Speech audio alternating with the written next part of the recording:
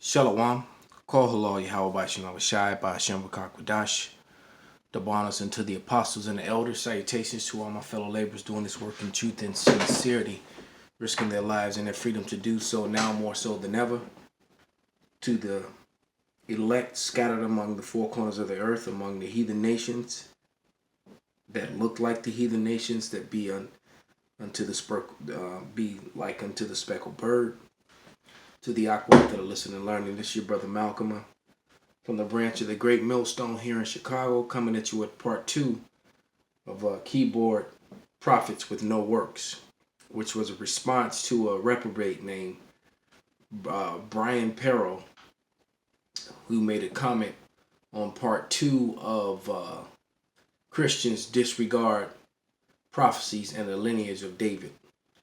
And he made a statement about Esau Edom being one of his two foolish things he said. First, he acknowledged that he said that he didn't acknowledge he made a very foolish and ignorant claim that the Mormon was the second stick. You know, the Book of Mormon was the second stick. So the Bible and the Mormon were the two sticks. The King James Bible and the Book of Mormon were the two sticks. I'm like, oh my man, that's a bugged out doctrine. But yeah, but that's what he was saying. And then the second thing that him and I already addressed that and proved that beyond a shadow of a doubt. And then the second part was this Japhetic thing. All right, that Esau Edom, the Japhet is the white man. All right, so this guy's completely, or the so-called white man. There's no such thing as white people. These are Greeks that you're looking at right here on these vases in this history. All right. This is the same vase, one side and then the other. And the side on the left is the side, if you see the big black guy in the middle that's got all this throwing and wrestling, he's actually killing a bunch of priests. That's Hercules or Heracles. All right. You see, because Esau whitewashed that history. Okay. And Japhet everyone was dark, point blank period. All the races in the world were dark until Esau Edom came on the scene. All right, and there are scriptures in the Bible. I can't think of it right off the top of my head, but there's scriptures how Dan was dealing with Javan, who was called Greece. All right, the Danites. You know, when there was a tribe of Dan. All right.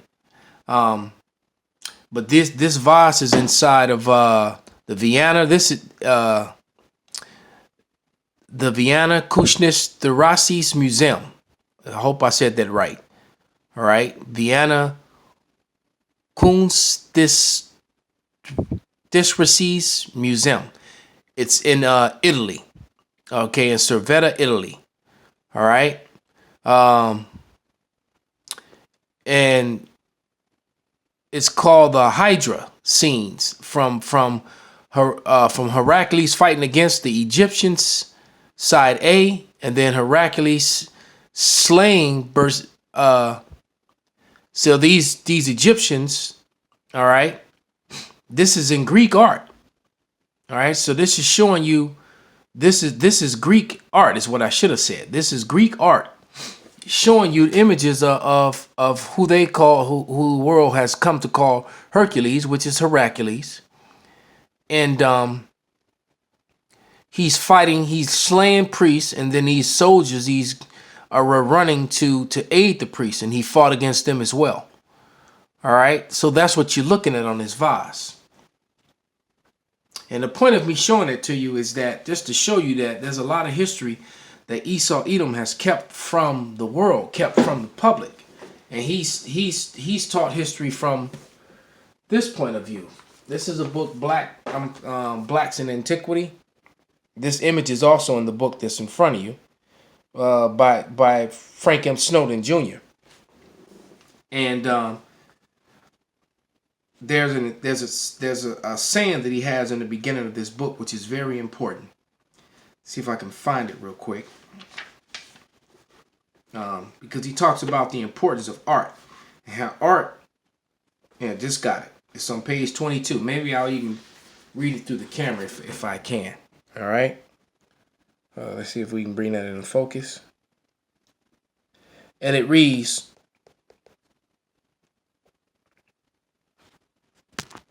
okay, art in some respects,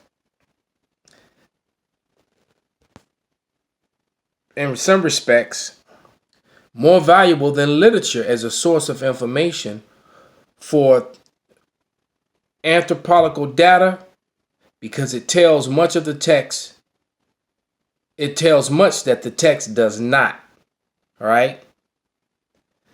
About the amount of pragmatism or total absence, the extent of platyrrhiny and lip eversion, facial proportions, hair.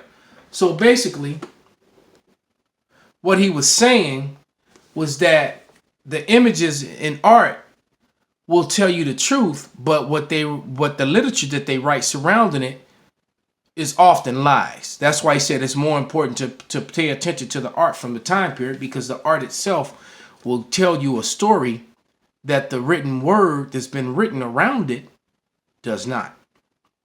And I'm going to give you a perfect example, because in this book I keep this from the movie Troy. All right, this is from the cover of a DVD that I got many years ago. And if you look at the arrows, that guy up there where the arrow's coming from, this guy played Agamemnon. All right. Eric Bana played Achilles. No, not Achilles, but Hector. And Brad Pitt played Achilles. And Orlando Bloom, I think that's his name, Orlando Bloom, played Paris. Okay? But here's the same thing of in this book, but the one to the left, this is the same vase, but on this side, this is a vase of Agamemnon. Detailed. The heads of Memnon and Negroes, black-figured necks and amphora. Circa 530 BC. See if we can. There you go. See, detailed heads of Memnon and Negroes from black-figured neck amphora. All right, 530 BC. So you can clearly see the beard, the woolly hair, the woolly hair, the dark skin.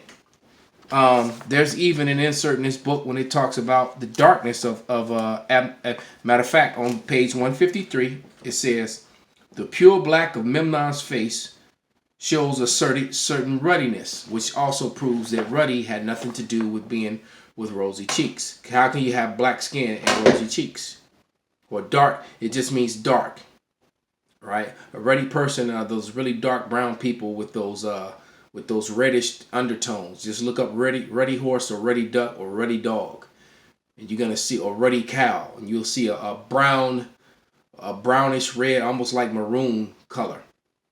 Okay, matter of fact, that was a nickname for Negroes in the 16 and 1700s in the islands. They called them maroons. All right, and maroons are what? Dark brownish red. Okay, but it says on page 53, it says, a pure black of Memnon's face shows a sudden ruddiness, and adds that in Ethiopia, Memnon was transformed into a statue of black marble. Further, in early accounts, Memnon had been referred to as king of the Ethiopians, or leading the Ethiopians to Troy. So there you go. There's a confusion, because Ethiopian goes back to the word ethos, which just means dark skin. So when you go to this movie Troy right here, okay, and those battles, the great scene with the big dude in the beginning and Achilles and all those Edomite men, there was no so-called white man in that battle. Not one.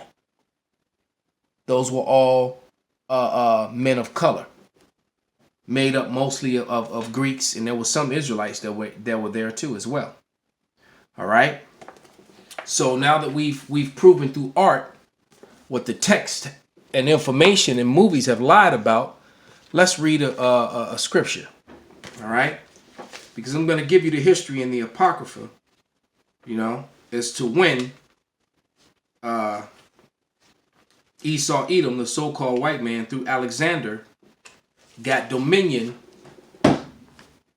over Europe, over Greece, over those people. In his stead, when his bloodline began to rule, his people came in, and then they determined themselves to be king. And just so you know, Alexander's bloodline through the Bible, through his father's seed, through his, because according to the Bible, your heritage is through your father. Okay, so as you see in Blacks in Antiquity, he's showing you the art how Greeks went from being dark to pale, how it happened. Okay, that's basically what that vase represents. But this is First Maccabees, the first chapter, and it reads, "And it happened that after Alexander, son of Philip the Macedonian, who came out of the land of Chittim, had smitten Darius the king of the Persians and Medes, that he had reigned in his stead the first over Greece." So this lines up with the rest of biblical history, about the kingdoms, because the first kingdom was the major kingdom was the Babylonians, Daniel's vision.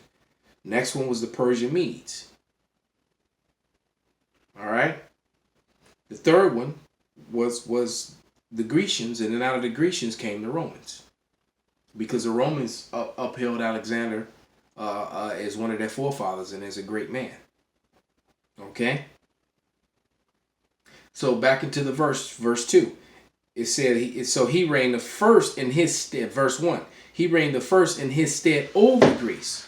Now verse 2, and made many wars and won many strongholds and slew the kings of the earth and went through the ends of the earth. Now we're talking about the old world.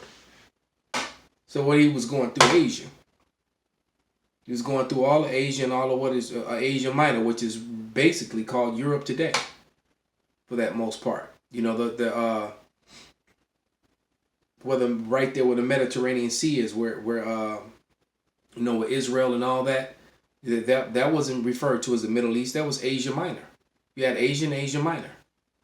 Okay, so he went all through Asia Minor, and all throughout North Africa. They didn't go too far. They didn't go all the way down into Africa to the very tip, not to the very southern tip. That was much later, but they did pretty much take over Africa. All right, and drove the real Egyptians out of Africa, out of Egypt anyway, is what I meant to say. They drove them out of all those because northern Africa is full of a mixture of Ishmael, Esau, and Ham.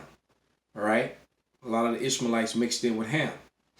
Okay, because the real Hamites, the real Egyptians, got driven out of there. But going back into the scripture, it said he made many wars and won many strongholds and slew the kings of the earth and went through the ends of the earth. So that was all the known world, the old world. So that's what you would refer to as Europe and the Far East. Russia and China, the rest of Asia and Asia Minor. All right. That's why you got a certain sex of Negroes that run around calling themselves Black Asiatic men. All right. Because Asia was a place of dark people. That part is true. And it said, and he went through the ends of the earth and took the spoils of many nations, insomuch the earth was quiet before him, whereupon he was exalted, and his heart was lifted up, and he gathered a mighty strong host, and ruled over countries and nations and kings, who became tributaries unto him. And after these things he fell sick, and perceived that he should die. Wherefore he called his servants, such as were honorable men, that had been brought up with him from his youth, and parted his kingdom among them while he was yet alive. And those were his four Salakia, his four generals. All right, those four generals, you can read about them. All right. In verse 7, so Alexander reigned 12 years and then died, and his servants bare rule, everyone in his place. And after his death, they put crowns upon themselves, so that their sons after them many years, and evils were multiplied in the earth. So evils came into the earth, and the so-called white man got dominion. When Alexander when the Greeks and the Romans through Alexander got dominion, that's when wickedness spread throughout the whole earth. All right, and what did they do? They put crowns upon themselves and immediately started fighting and killing each other. That's what the whole book of Maccabees was about. And then they were using the Israelites as a mercenary force to fight for them, back and forth, in which they would always turn on them. But nevertheless, I just wanted to touch on that, and because I said, that I was going to get around to doing part 2, that there was 2 parts to that statement that guy Brian Perro made. Yeah, Brian Perro with a P. And that was on the video part 2. Christians ignore prophecy and the lineage of David. In the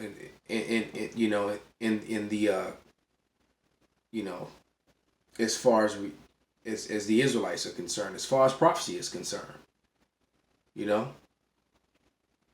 So with that, I hope this was an edifying lesson. Call Halal Yahweh Shem Abishai Bashem Rakakwadash Wa Ababa Shalom.